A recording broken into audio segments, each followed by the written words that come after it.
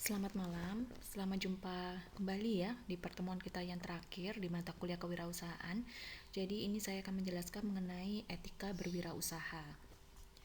Seperti biasa, selalu saya memberikan inspirasi cerita sukses untuk kalian semua. Nah, kali ini saya mau cerita tentang seseorang yang namanya Yoyo. Ya, jadi Yoyo itu sebenarnya adalah seorang insinyur, tapi uh, bisa banting setir, akhirnya sekarang jadi pengelola sambal.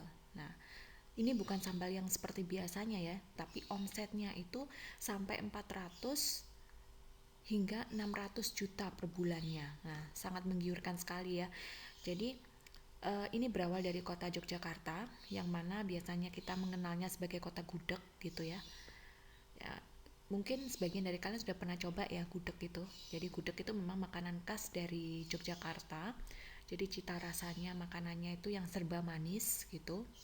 Nah, mungkin bagi yang kurang suka sama manis ya mungkin ngerasa agak aneh aja gitu ya. Apalagi orang luar Jawa. Tapi kalau bagi orang Yogyakarta sendiri karena sudah makanan khasnya seperti itu ya bagi mereka enak-enak saja gitu. Tapi itulah jadi ciri khas dari kota Yogyakarta. Makanya disebut sebagai kota gudeg. Nah, kota gudeg karena ciri khas makanannya adalah gudeg gitu ya. Tidak bisa ditemukan di daerah yang lain. Jadi gudeg itu cuman asalnya dari Yogyakarta itu gitu ya. Nah, ngomong-ngomong masalah makanan, jadi banyak yang punya pendapat kalau berbisnis makanan pedas itu ya akhir-akhir ini kan jadi sesuatu yang sangat menjanjikan sekali. Tapi awalnya makanan pedas itu dianggap sebagai uh, merupakan ide gila gitu ya. Karena aneh aja makanan kok pedas gitu. Nah, tapi ini juga jadi asal muasalnya idenya dari si Yoyo. Nah, Yoyo itu. Jadi Yoyo itu berhasil membuat ide gila yang malah jadi kenyataan. Ide gilanya apa? Yaitu makanan pedas itu tadi. Jadi bagi penggemar makanan pedas di Yogyakarta, pasti semuanya kenal yang namanya warung spesial sambal. Nah, itu saya dulu waktu ada di Jawa sana ya, itu sudah terbiasa lihat di setiap sudut kota itu ada SS itu warung spesial sambal. Jadi di warung ini kita bisa menemukan ya aneka jenis sambal yang tingkat kepedasannya itu bisa disesuaikan sama selera pemesannya loh gitu. Jadi saya ke sana itu ada lebih dari 25 jenis sambal. Nah, di warung itu namanya warung ya, tapi sebenarnya bentuknya bukan warung, tapi hampir mirip seperti restoran, itu memang restoran.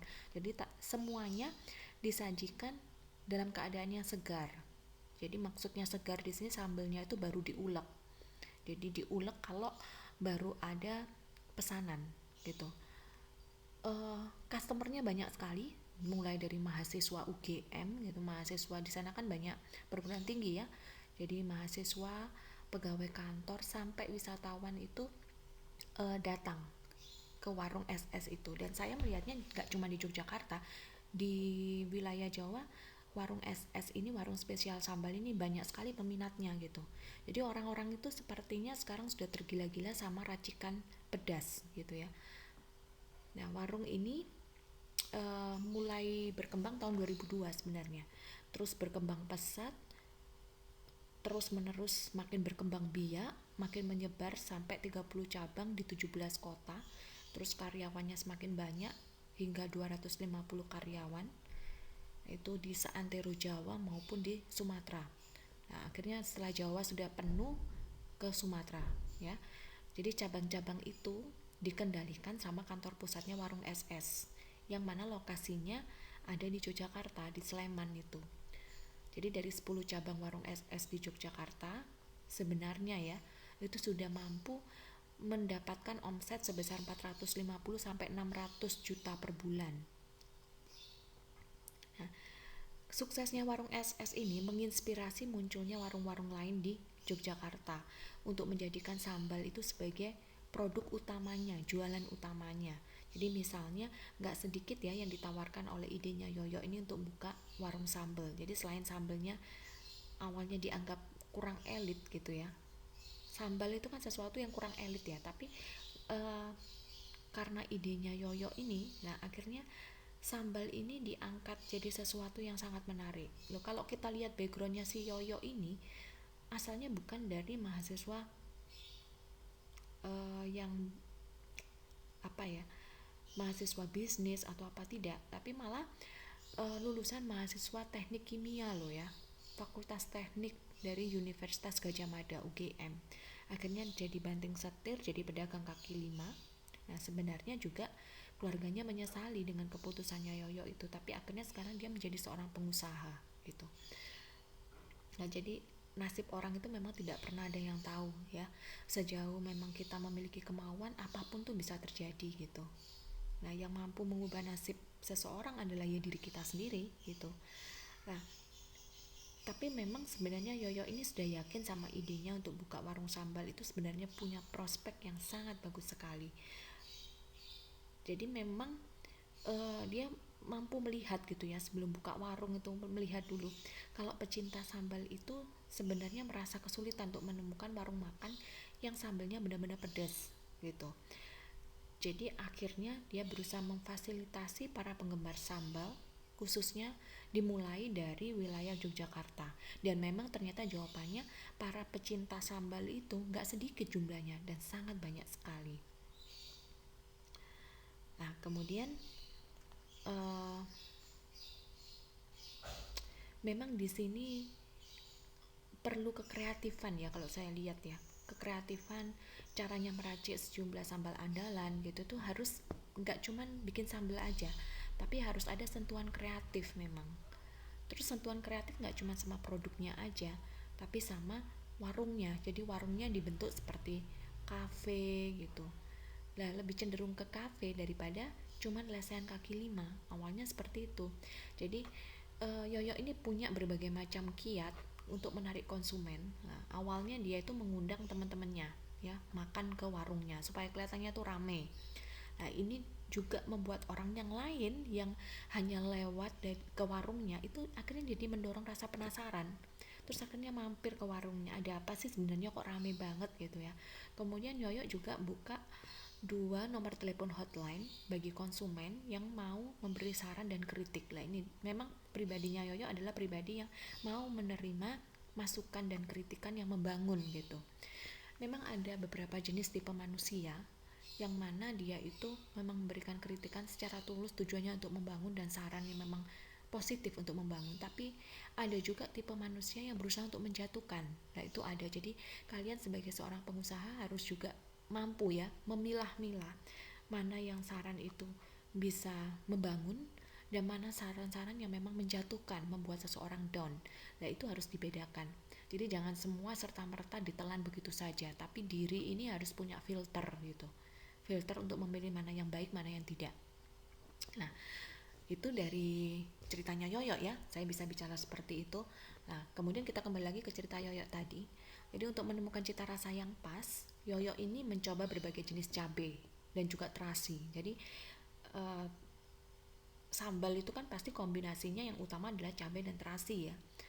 Nah, jadi cabai dan terasi itu adalah sebenarnya pasangan yang sangat ideal sekali untuk bikin sambal gitu.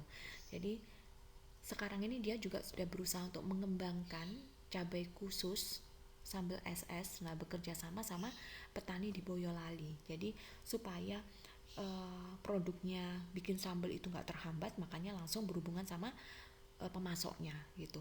Pemasok apa? Pemasok cabenya gitu dari Boyolali. Selain bisa mendapatkan harga yang lebih murah, juga supaya kebutuhan pasokan untuk cabai ini tidak terhambat. Nah, selain sejumlah jenis sambal tradisional Jawa ya, Yoyo itu sebenarnya juga membuat 27 jenis sambal baru. Nah, setidaknya setiap 6 bulan sekali dia mengeluarkan jenis sambal baru supaya standar rasa sambal dari spesial sambal SS ini ya merata. Jadi di setiap cabang itu ada ahli pembuat sambal yang sudah dilatih sekitar 2 bulan oleh Yoyo sendiri. Jadi sekarang Yoyo itu sering diundang mengisi berbagai acara kewirausahaan malahan. Jadi bukan ke teknik kimia lagi gitu. Nah, teknik kimia tapi keahliannya meracik sambal gitu. Jadi lucunya di sertifikat pembicara seminar nama Yoyo ini ya yang nggak sempat menyelesaikan pendidikannya ya, itu dapat embel-embel gelar ST atau sarjana teknik gitu. Nah, ternyata bisa juga ya diangkat jadi sarjana gitu gara-gara sambal itu. Lah itu merupakan guyonannya atau candaannya si Yoyo saja gitu. Jadi yang bisa kita tarik kesimpulan dari cerita yang sudah saya ceritakan ke kalian ini, ada pelajaran yang sangat menarik yang bisa kita petik sama-sama gitu ya. Kalau sambal itu sebenarnya mempunyai nilai etika dan kejujuran yang tersembunyi gitu. Jadi sambal kan kelihatannya kan sepele. Nah, sebenarnya dalam menu makanan apapun biasanya sambal ini hanya cuman sebagai aksesoris atau pelengkap saja gitu ya. Tapi kalau nggak ada sambal, makanan apapun itu rasanya juga kurang mantap ya, hambar. Nah, tapi ternyata di tangannya Yoyo ini, nah sambal jadi menu yang menjanjikan dan jadi sumber pendapatan yang tidak bisa dianggap enteng gitu. Nah, sambal ini jadi aksesoris yang bisa menginspirasi seberapa kecil pun produk yang dibuat. Jadi sepanjang penuh kreativitas dan juga keyakinan, maka bisa menjadi bisnis andalan yang prospeknya itu juga jangka panjang. Nah, karena peminat sambal kan juga banyak sekali. Jadi hampir semua orang saya rasa suka sambal ya. Cuman ada yang kadarnya biasa-biasa saja, level kepedasannya, ada yang sedang, ada yang juga sangat pedas sampai dia mampu makan sambal sekilo gitu lah. Inilah adalah segmentasi pasar. Nah, pangsa pasar bisa kita lihat di situ. Jadi peluangnya sangat terbuka, lebar. Oke, baiklah. Nah, sekarang kita masuk ke pengertian etika berwirausaha. Jadi ada beberapa pengertian tentang etika ya. Jadi etika itu ada yang bilang perbuatan standar yang memimpin individu dalam pembuatan keputusan. Ada juga yang bilang etika itu adalah suatu studi mengenai yang benar dan yang salah serta pilihan moral yang dilakukan seseorang. Dan etika selalu dihubungkan sama keputusan etis gitu ya. Keputusan etis itu adalah suatu hal yang benar mengenai perilaku standar. Jadi bisa ditarik kesimpulan dari beberapa pengertian yang sudah saya sampaikan tadi bahwa etika bisnis atau bisnis etik, nah itu menurut banyak versi ya. Jadi kalau mau dijadikan satu, nah, itu keseluruhan dari aturan-aturan etika, baik yang tertulis maupun yang tidak tertulis, yang mengatur hak-hak dan kewajiban produsen maupun konsumen, serta etika yang harus dipraktikkan dalam kegiatan berbisnis. Nah, ini kita bisa lihat di sini hak dan juga kewajiban konsumen serta produsen. Ya, ini kalau di Indonesia masih menggunakan Undang-Undang Nomor 8 Tahun 1999 tentang perlindungan konsumen. Jadi di sini mengatur hak dan juga kewajiban konsumen maupun produsen serta larangan-larangannya apa saja. Jadi kita bisa lihat bahwa hak dan kewajiban konsumen. Jadi konsumen itu punya hak ya. Jadi hanya konsumen apa? Konsumen itu berhak untuk mendapatkan kenyamanan, keamanan, dan keselamatan dalam mengkonsumsi barang ataupun jasa yang diberikan oleh produsen. Serta konsumen itu punya hak untuk memilih, jadi memilih barang atau jasa, serta mendapatkan barang ataupun jasa sesuai sama kemampuannya, daya belinya, nilai tukarnya, dan juga kondisinya, serta jaminan yang dijanjikan oleh si produsen. Serta hak yang lain adalah konsumen berhak mendapatkan informasi yang benar, jelas, dan jujur mengenai kondisi dan jaminan barang dan jasa yang akan dibelinya atau yang sudah dibelinya. Kemudian konsumen itu berhak untuk didengarkan pendapatnya serta keluhannya atas barang dan juga jasa yang dipakainya. Dan konsumen juga berhak mendapatkan advokasi, perlindungan konsumen, dan upaya penyelesaian sengketa apabila memang terjadi gitu ya. Jadi ini perlindungan konsumen yang wajib didapatkan oleh konsumen. Serta konsumen juga berhak untuk mendapat pembinaan dan pendidikan konsumen. Serta konsumen berhak diperlakukan dan dilayani secara benar, jujur, serta tidak dibeda-bedakan. Dan konsumen juga mendapatkan kompensasi, berhak mendapatkan kompensasi kalau seandainya memang perlu ganti rugi, penggantian kalau memang barang ataupun jasa yang diterima tidak sesuai sama perjanjian dan tidak sebagaimana mestinya gitu, itu berhak kita mendapatkan ya, statusnya kalau konsumen. Dan semua hak-hak itu sebenarnya sudah diatur di dalam ketentuan perundang-undangan di Republik Indonesia. Selain hak, jangan cuma menuntut hak, tapi juga ada kewajiban konsumen.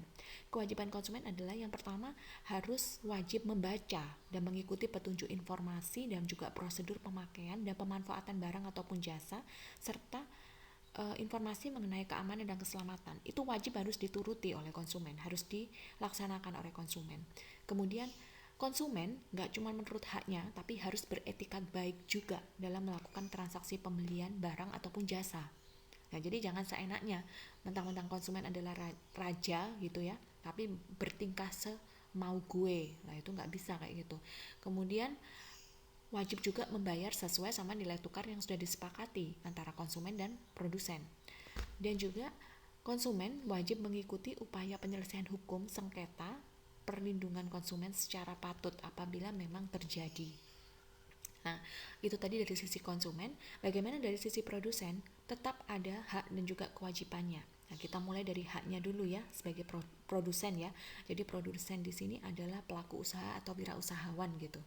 Jadi hak yang diterima oleh produsen adalah menerima pembayaran yang sesuai sama kesepakatan, ya, sesuai sama kondisi dan nilai tukar barang yang diperdagangkan oleh produsen. Kemudian produsen juga berhak untuk mendapatkan perlindungan hukum dari tindakan konsumen yang memang tidak beretiket baik. Dan kemudian produsen juga berhak untuk melakukan pembelaan diri sepatutnya di dalam penyelesaian hukum sengketa konsumen. Semampunya dia, di situ memang dia berhak untuk membela dirinya. Jadi kalau mau memanggil pengacara pun sah-sah saja, berhak produsen untuk membela dirinya sendiri. Kemudian hak untuk rehabilitasi nama baik apabila terbukti secara hukum kalau kerugian konsumen tidak diakibatkan oleh barang ataupun jasa yang diperdagangkan. Nah, ini maksudnya kalau ketika konsumen komplain dan sebagainya terus menjelek-jelekan produsen. Nah, di sini sudah ada image dan reputasi dari produsen, nama baiknya yang sudah dicurangi, yang sudah dicemari. Makanya di sini dia berhak untuk melakukan rehabilitasi nama baiknya. Itu haknya terbuka sangat luas. Makanya berhati-hati apabila kita mau berargumen tentang sesuatu ya. Hak-hak yang diatur dalam yang saya sebutkan tadi itu semua sudah dituliskan dalam Undang-Undang Republik Indonesia dan ada landasan hukumnya yang jelas. Kemudian jangan juga menuntut hak saja ya, mentang-mentang produsen gitu. Jadi harus ada kewajiban yang harus dipenuhi. Ini adalah yang utama sekali. Harus beretiket baik juga produsennya dalam kegiatan usahanya. Jangan memperlakukan konsumennya dengan seenaknya. Nah, kemudian memberikan informasi yang memang benar, jelas dan juga jujur. Kalau memang kondisi barangnya itu kurang baik, misalnya ada kekurangan, yaitu itu haknya konsumen. Haknya konsumen untuk menerima informasi itu, dan itu adalah kewajiban produsen untuk menjelaskan tentang penggunaan, perbaikannya dan pemeliharaan, ataupun seandainya ada cacatnya itu harus diinformasikan gitu. Jadi serah terima itu kan enak ya kalau semuanya didasarkan atas kejujuran. Kemudian kewajiban produsen yang lain adalah memperlakukan dan juga melayani konsumen secara benar dan jujur serta tidak membeda-bedakan konsumen A, konsumen B gitu. Kemudian produsen juga berwajib menjamin mutu barang ya yang diproduksi atau diperdagangkan sesuai sama ketentuan standar mutu yang berlaku. Dan wajib memberi kesempatan kepada konsumen untuk menguji atau mencoba dulu sebelum barang tersebut dibeli kalau memang itu diberikan izin untuk pengujian yang mana tidak mengakibatkan barang tersebut mengalami kerusakan. Nah, itu boleh dilakukan pengujian, tapi ada juga kan untuk barang-barang tertentu yang tidak boleh dicoba karena nanti kalau dicoba jadi rusak. Nah, misalnya pakaian untuk dengan bahan-bahan tertentu. Nah, itu memang hak produsen juga untuk melarang gitu. Dan kita sebagai konsumen juga wajib untuk mematuhi ya, jangan memaksa kalau memang tidak diperbolehkan, berarti ada alasan khusus karena nanti akan menyebabkan kerusakan dan kerusakan akan menyebabkan kerugian dari sisi produsen. Nah, kemudian produsen wajib memberi kompensasi, ganti rugi ataupun penggantian baik barang ataupun secara cash gitu ya kalau ternyata terjadi cacat atau kerusakan gitu. Jadi ini merupakan layanan purna jual lah ya. Kemudian produsen juga wajib memberi kompensasi ganti rugi atau penggantian barang dan jasa kepada konsumennya. Tadi sudah saya jelaskan yaitu ya Oke. Nah, itu tadi adalah hak dan juga kewajiban konsumen serta dari sisi produsen. Nah, ini perbuatan yang dilarang bagi produsen. Jadi ini semua ditentukan oleh undang-undang yang masih undang-undangnya sama, nomor 8 tahun 1999 tentang perlindungan konsumen gitu ya.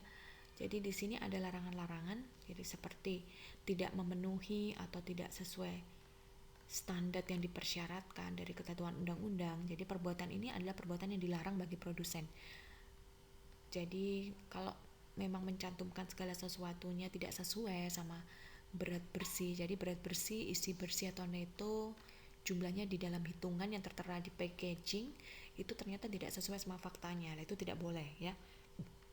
Atau mungkin ya nggak sesuai sama ukuran takaran timbangan, nah sama hitungan sebenarnya, atau tidak sesuai sama kondisi jaminan keistimewaan kemanjuran yang sudah diutarakan di label ataupun keterangan barangnya. Nah itu tidak boleh ya, ini hal-hal yang tidak boleh, tidak sesuai sama mutu, tidak sesuai sama janji, tidak sesuai dalam mencantumkan tanggal kadaluarsa.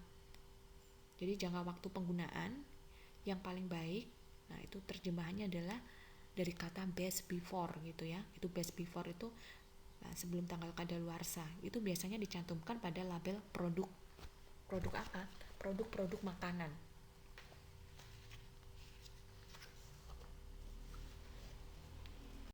Nah, ini masih yang perbuatan yang dilarang bagi produsen ya, tidak mengikuti ketentuan berproduksi secara halal, nah padahal mencantumkan label halal, terus tidak memasang label atau membuat penjelasan barang yang memuat nama barang, kemudian ingredients-nya ya, aturan pakai, tanggal pembuatan, efek sampingnya.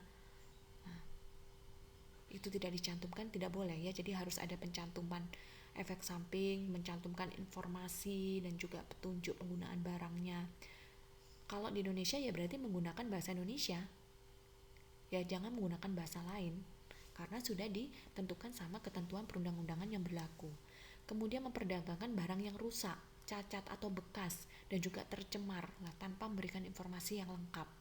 Nah, otomatis kalau barang yang sudah melebihi expired date-nya, lah itu nanti akan tercemar sebenarnya. Makanya kenapa harus ditarik, karena di sana itu seperti disinar lagi sebenarnya barang-barang khusus untuk produk-produk kemasan biasanya. Makanya kenapa tidak boleh dikonsumsi, makanya aturannya itu harus jelas ya. Nah idealnya kalau memang sudah melebihi expired date ya sudah tidak bisa dikonsumsi, intinya seperti itu ya. Nah ini apalagi terutama untuk bahan-bahan pangan. Jadi bahan-bahan pangan itu produsen harus betul-betul perhatian sekali ya, karena bahan pangan ini kan sangat rentan sekali dan mudah rusak, cacat gitu. Jadi kalau bisa ya jangan sampai cacat, rusak ataupun tercemar, karena ini merupakan larangan bagi produsen dan memang secara etika ya tidak baik ya dikonsumsi oleh manusia tapi kita memberikan hal yang buruk gitu ya. Jadi intinya jadi pengusaha itu jangan cuma mengejar money oriented ya, tapi berbuatlah baik, melakukan banyak amalan baik. Nah itu jauh lebih baik. Nah keuntungannya akan jauh lebih besar, bisa kita rasakan untuk diri kita sendiri maupun untuk lingkungan. Nah ini fundamental etika yang berlaku pada semua etnis ya. Mau etnis apapun pasti ada fundamental etikanya dalam berbisnis ya. Yang pertama adalah sopan santun. Nah sopan santun itu ya selalu bicara benar, terus terang, ya tidak menipu, tidak mencuri. Kemudian integritas ya, integrity. Nah itu memiliki prinsip hormat, nah, tidak bermuka dua. Kemudian menjaga janji, jadi bisa dipercaya kalau janji, nah, karena janji itu adalah amanah ya. Amanah, tahu amanah? Amanah itu mandat gitu ya. Jadi tidak mau menang sendiri. Kemudian kesetiaan, ketaatan, benar dan loyal sama keluarga, sama teman, tidak menyembunyikan informasi yang tidak perlu dirahasiakan. Oke, jadi kalau memang ada informasi dan semua orang wajib tahu, itu informasikan, jangan ditutupi. Untuk apa? Contohnya saja ketika ada suatu daerah, ini di luar dari berwirausaha ya, di wilayah daerah tersebut terkena wabah, dan ada salah satu orang di daerah tersebut yang sudah terkena wabah tersebut. Nah, wabah tersebut cepat sekali menyebar. Makanya dari setiap orang itu harus ada informasi yang baik bahwa si A terkena wabah, bukannya untuk mengucilkan, menghindarkan mereka, tidak, tapi tujuannya hanya untuk berusaha mengisolasi diri orang tersebut sampai keadaannya betul-betul aman supaya wabah tersebut tidak semakin menyebar. Nah, informasi tersebut harus di-sharekan kepada orang lain. Jangan biarkan orang lain itu tidak tahu. Kalau tidak tahu, dia akan terjerumus dan terkena wabah itu, dan Anda sendiri juga kemungkinan bisa terkena wabah tersebut, wabah penyakit ya ini ya. Nah, jadi jangan biarkan, oh nggak apa-apa lah, biarlah orang lain merasakan itu, biarlah orang lain tidak tahu, biar tahu rasa seperti itu. Jangan punya pikiran seperti itu. Jadi biarkan semua orang tahu, tujuannya supaya untuk mawas diri dan waspada, bukan untuk menutupi suatu informasi yang benar dari orang lain. Tujuannya supaya orang lain tertular. Nah, ini adalah kejujuran, ya, kejujuran dan juga kesetiaan serta ketaatan. Jadi kejujuran itu menyampaikan hal yang memang wajar, fair, terbuka, nah, berkomitmen sama kedamaian. Jadi kalau memang bersalah, ya maka cepat sekali lah untuk mengakui kesalahan. Nah, perlakuan yang sama terhadap setiap orang dan memiliki toleransi yang juga tinggi, itu kejujuran. Jadi kita harus bisa mampu menjaga satu sama lain dengan penuh perhatian, baik budi, ikut andil, menolong siapa saja yang memerlukan bantuan, serta saling menghargai satu sama lain. Ya, artinya menghormati hak-hak orang lain, menghormati kebebasan dan rahasia pribadi orang lain. Jadi nggak usah kepo, nggak usah pingin tahu urusan orang lain itu sejauh apa, karena kita juga punya urusan sendiri.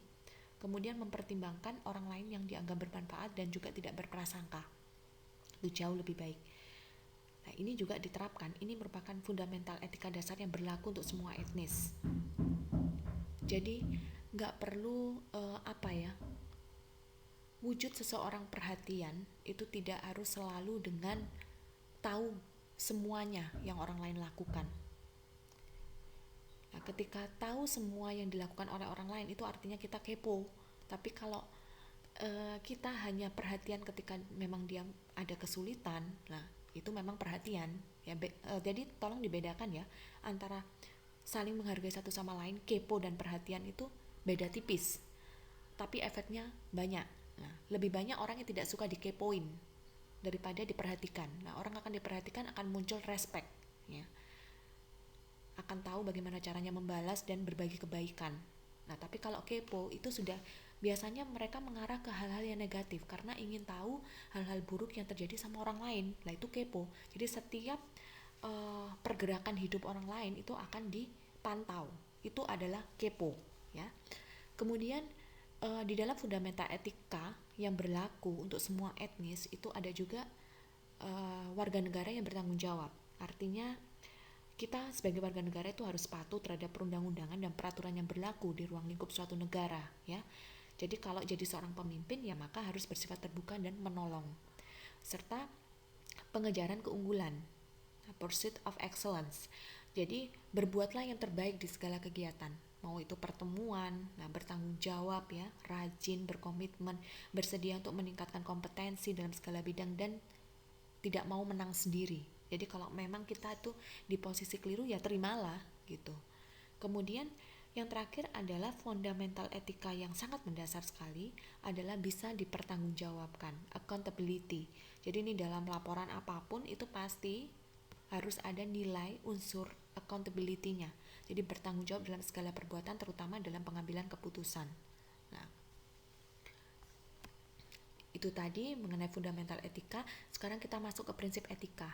Jadi prinsip etika itu adalah usaha membangun kepercayaan ya antara anggota masyarakat sama perusahaan dan pengusaha. Kemudian hal tersebut merupakan elemen yang penting buat kesuksesan bisnis untuk jangka panjang. dan juga menjaga etika. Nah, menjaga etikanya adalah hal yang penting untuk melindungi reputasi perusahaan. Jadi, gejala perilaku tidak jujur di masyarakat Indonesia, nah, ini kejujuran itu kan merupakan barang langka sekarang ini ya. Sama seperti mata uang sebenarnya yang berlaku di mana-mana. Jadi saat ini gejala perilaku tidak jujur itu bisa dengan mudah diidentifikasi dalam masyarakat Indonesia sekarang ini.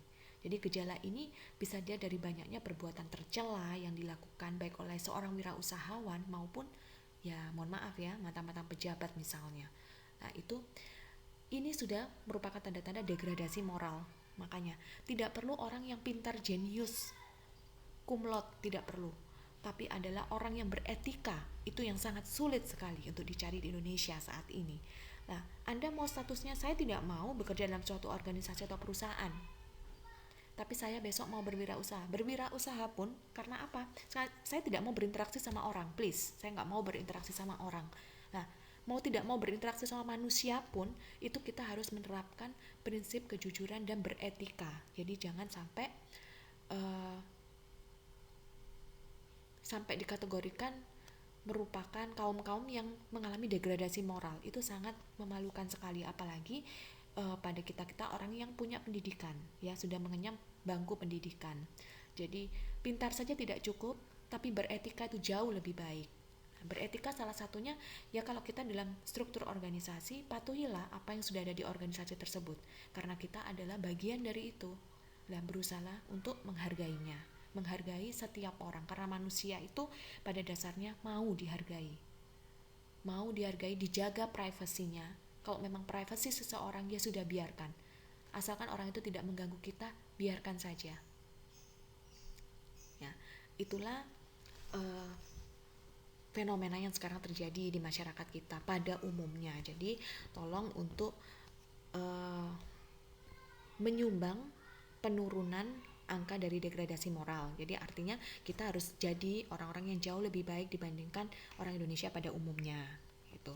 Jadi kalau bisa dari sekelompok kecil saja sudah bisa berbuat baik, etika dan juga moralnya diperbaiki, otomatis dia akan membentuk ke ruang lingkup yang jauh lebih besar lagi. Nah, dari satu orang kan sudah bisa memberikan mentransfer hal-hal baik kepada orang-orang yang lain. Nah, itu makin lama makin menyebar hal baiknya. Jadi akhirnya seluruh masyarakat Indonesia menjadi jauh lebih baik secara etika dan moral. Karena sekarang kita sedang krisis etika dan juga moral. Nah, kemudian ini etika dan tanggung jawab sosial gitu ya. Jadi etika itu adalah standar perilaku dan nilai-nilai moral menyangkut tindakan yang benar ataupun salah yang terjadi di dalam lingkungan kerja misalnya. Jadi corporate social responsibility atau CSR itu adalah bentuk tanggung jawab dari setiap perusahaan terhadap lingkungan, terutama kemungkinan kerusakan lingkungan yang semakin parah, sehingga anak cucu kita nantinya itu tidak semakin menanggung beban yang lebih berat. Nah, tidak semakin menanggung beban yang lebih berat dibandingkan sama generasi sekarang. Nah, jadi filosofi manajemen yang menyoroti dampak sosial dan juga ekonomi dari keputusan manajerial terhadap kemungkinan kerusakan lingkungan itu harus menjadi perhatian bagi semua pengusaha.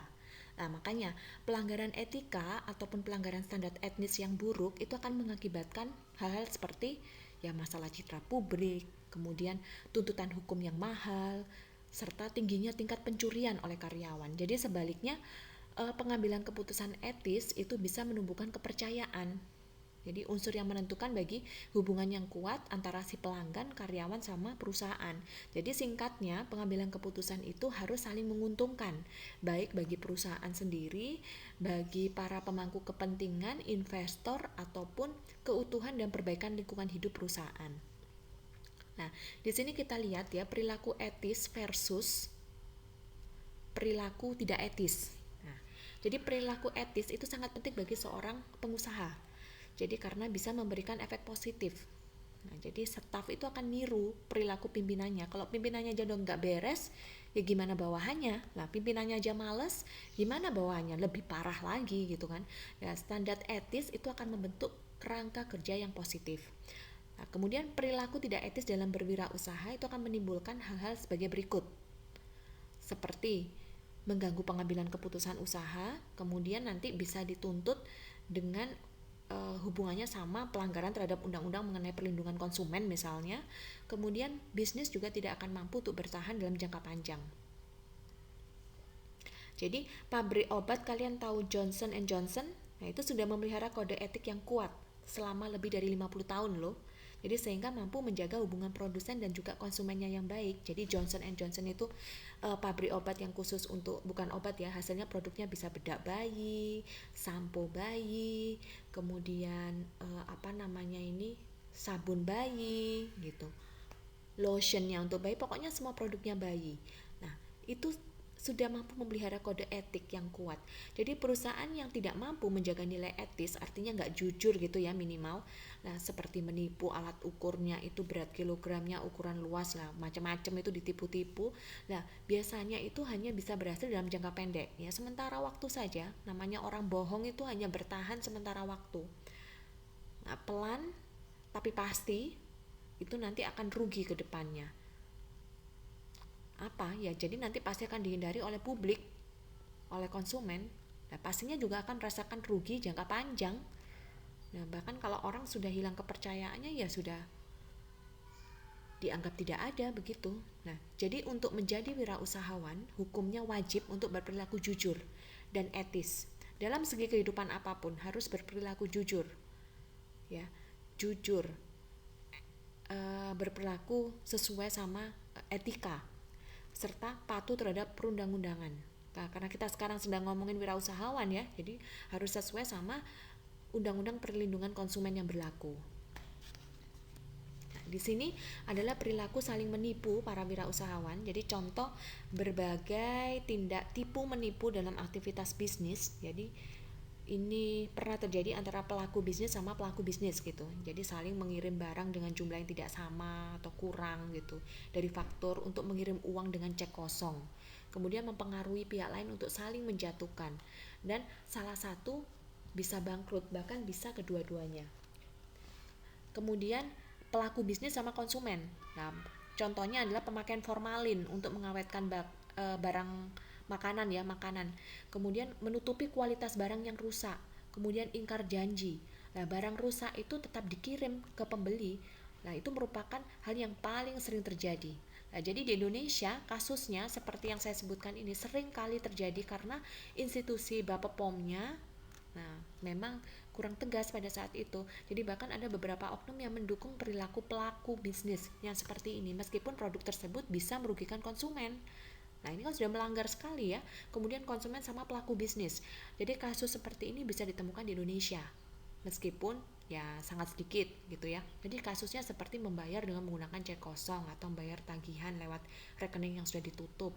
Nah, kalau sampai pada kasus hukum biasanya konsumen yang kalah. Kemudian konsumen sama konsumen. Nah, janji tidak ditepati, kiriman barang jumlahnya kurang dari faktur. Kemudian sebenarnya kasusnya juga ya ada, cuman tidak banyak gitu. Jadi konsumen dengan konsumen ini, konsumen adalah pelaku bisnis juga, cuman dia seperti reseller begitu.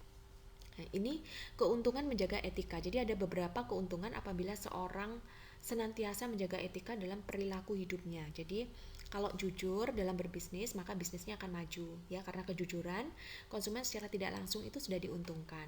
Kemudian timbulnya kepercayaan. Jadi bisnis itu adalah kepercayaan. Kalau sudah tidak ada kepercayaan dalam berbisnis, maka produk akan ditinggalkan oleh para konsumennya. Kemudian kemajuan terjaga. Kalau perilaku etis ya, artinya kesadaran etis, pertimbangan etis, tindakan etis, kepemimpinan etis, semua etis lah, itu terjaga, maka kemajuan di segala bidang akan terjadi, sehingga bisnis pun akan mengalami kemajuan dengan sendirinya, serta perolehan laba nantinya akan meningkat. Kalau kemajuan bisnis terjadi, maka laba yang diperoleh juga akan meningkat, dan pada akhirnya pendapatan negara dari pajak juga meningkat, serta terjadi kesinambungan. Jadi bisnis akan terjaga eksistensinya dan berkesinambungan sampai jangka panjang. Perbedaan etika berdasarkan jenis kelamin. Jadi meskipun perbedaan etika berdasarkan jenis kelamin ini nggak mutlak ya, namun ada perbedaan yang harus dicatat atau setidaknya bisa dipisahkan gitu secara prinsip mengenai gendernya atau jenis kelamin antara pria dan juga wanita.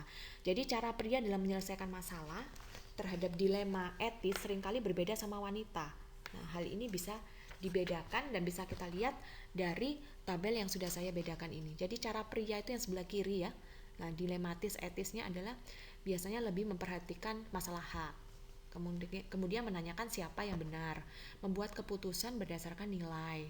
Nah, mencari keputusan yang bersifat tidak mendua, mencari solusi objektif, berpegang pada peraturan, dituntut oleh logika karena pria lebih berpikir secara logika, kemudian menerima otoritas. Tapi saya tidak katakan ini mutlak seperti ini karena ada sebagian pria juga tidak seperti ini gitu ya. Kemudian cara wanita dalam menyelesaikan dilema etis. Nah, lebih memperhatikan perasaan ya karena wanita lebih cenderung ke emosional gitu ya, berperasaan, penyayang.